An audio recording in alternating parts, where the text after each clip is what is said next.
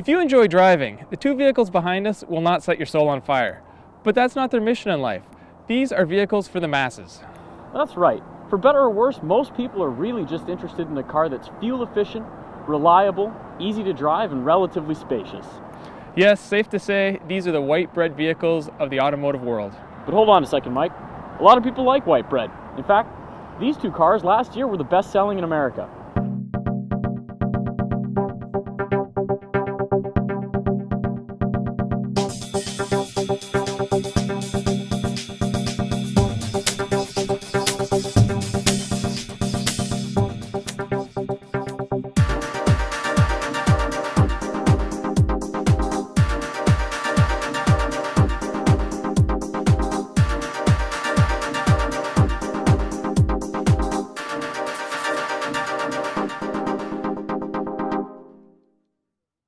The Accord comes standard with a 2.4-liter four-cylinder engine.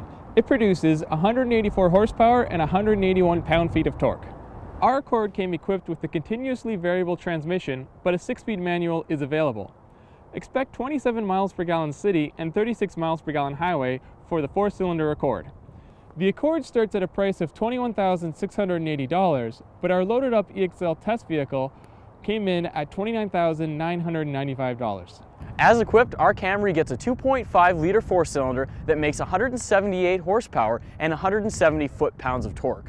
That engine gets 25 miles per gallon in the city or 35 on the highway and comes mated with a standard 6-speed automatic. Pricing kicks off at $22,850 including delivery, but ratchets up to $28,520 for our more luxurious XLE trim. Last year the Camry got a redesign, and there's really nothing different here stylistically. But some of the key points you might remember are a revised front fascia, new fog lights, and a bolder grille. The taillights also got larger with a new convex shape that helps spice up the Camry's styling. Conventional proportions keep it out of ugly territory, but it still doesn't hold up to the Accord's curb appeal. But that's not to say the Accord is a styling masterpiece. However, the evolutionary styling over the previous generation has been pulled off very successfully. Plus, the Accord has the ever-trendy LED daytime running lights and these cool dual LED headlights on both sides. Out back, you guessed it, more LED lights. Cabin to cabin, the Camry wins with almost no contest. That's because as you climb through the trim levels in these two cars, you come closer to looking like the luxury brands that they sit underneath. That, of course, is Lexus and Acura. In this case, that plays directly into the Camry's hand, because Lexus actually competes with German brands like Mercedes, Audi, and BMW, where Acura sits in a second-tier luxury category that's more associated with less desirable brands.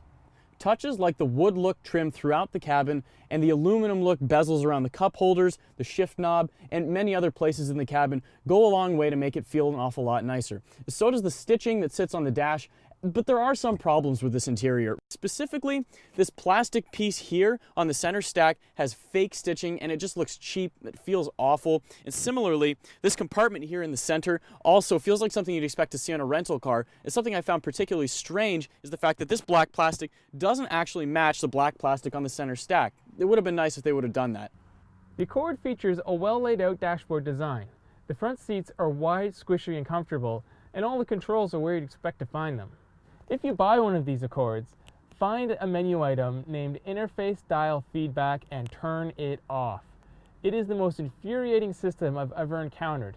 As the text-to-speech gets so far behind, it will freeze the entire system up for 10 to 15 seconds and completely lock you out of it.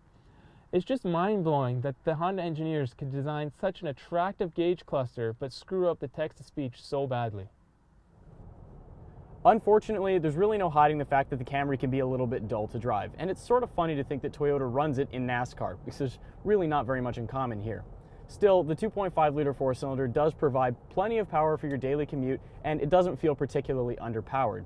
This car only comes with a 6-speed automatic, and that stands in comparison to the Accord, which comes with either a manual or a CVT.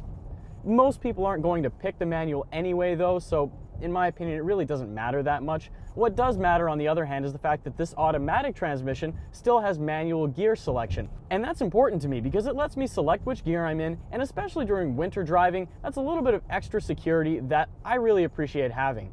Steering and handling in the car do feel a little bit uninspired at times, but that's not necessarily a bad thing because most people who drive the car are going to feel that and see it more as the car being predictable and easy to understand and handle. The Camry is the easier vehicle to drive of the two, but the Accord feels more refined. Despite having a CVT, it's almost flawless in all its actions. The CVT is one of the best I've ever driven, and you don't really notice it's there. The engine doesn't drone, and it perfectly simulates gears without giving up any compromises to fuel economy. Steering feel, throttle response, and chassis dynamics all favor the Accord. The Accord does feature a sport mode, but it doesn't have any way to manually select gears or feature any paddle shifters, fitting for a car with no gears. In the end, there can only be one winner. I personally would pick the Accord. I prefer its exterior styling, I find the interior more comfortable, and I love its trick features like the lane watch camera. And the fact it's a better driving vehicle and gets better fuel mileage in the real world is just icing on the cake. Yeah, but the fuel mileage really isn't all that different, and it looks like we're going to keep butting heads on this one, Mike, because for my money, it's all about the Camry. Personally, and you can call me selfish on this one, I prefer a car that looks better on the inside, even if it means compromising the exterior styling just a little bit. Honestly, both cars are great, and it all comes down to your personal preference. If you put a priority on curb appeal and driving dynamics, pick the Accord. On the other hand, if luxury and predictability mean more to you than that, you belong in the Camry. For more on this car comparison and others like it, visit autoguide.com.